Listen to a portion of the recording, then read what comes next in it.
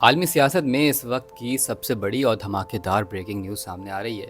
امریکہ اور ایران جو طویل عرصے سے ایک دوسرے کے جانی دشمن بنے ہوئے تھے، اب ایک تاریخی امن معاہدے پر دستخط کرنے جا رہے ہیں۔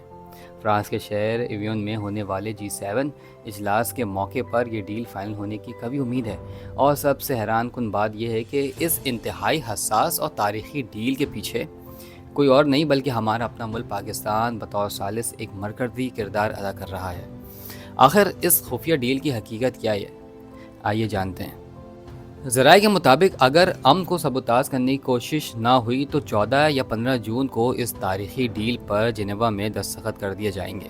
اس ڈیل کی اہمیت کا اندازہ آپ اس بات سے لگائیں کہ ایران کی طرف سے ان کے چیف مذاکرات کار محمد باقر اور وزیر خارجہ عباس اراغچی موجود ہوں گے، جبکہ دوسری طرف امریکی صدر ڈونلڈ ٹرمپ کی ٹیم سے نائب صدر JD وینس اور خصوصی مندوب اسٹیو وٹکوف اور ٹرمپ کے داماد جیریڈ کشنر موجود ہوں گے۔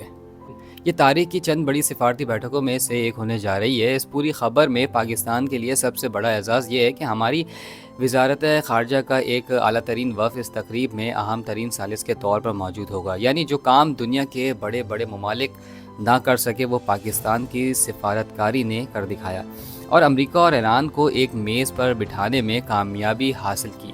یہی وجہ ہے کہ گزشتہ روز پاکستان کے بجٹ تقریر میں بھی وزیر خارجہ نے امریکہ ایران جنگ کے اثرات کا ذکر کیا تھا، کیونکہ پاکستان اس پورے عمل کی گہرائی سے نگرانی کر رہا تھا۔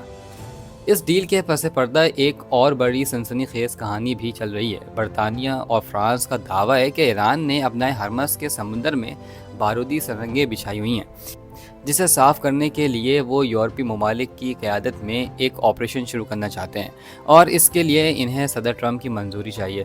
دوسری طرف ایران ان دعووں کی سخت تردید کر چکا ہے۔ ایسے کشیدہ ماحول میں یہ معاہدہ ہونا دنیا کو ایک بہت بڑی جنگ سے بچا سکتا ہے۔ فرانس کی میزبانی میں ہونے والے اس G7 اجلاس میں صرف امریکہ ایران ڈیل ہی نہیں بلکہ یوکرین کی جنگ، مشرق وسطی کی مجموعی صورتحال، عالمی معیشت اور سب سے بڑھ کر آرٹیفیشل انٹیلیجنس AI کے مستقبل پر بھی تفصیلی بات چیت ہوگی۔ اگلے سال اس اجلاس کی صدارت امریکہ کے پاس چلی جائے گی۔ یہی وجہ ہے کہ ٹرمپ انتظامیہ رواں سال ہی اس ڈیل کو فائنل کر کے اپنی بڑی سفارتی جیت ثابت کرنا چاہتی ہے۔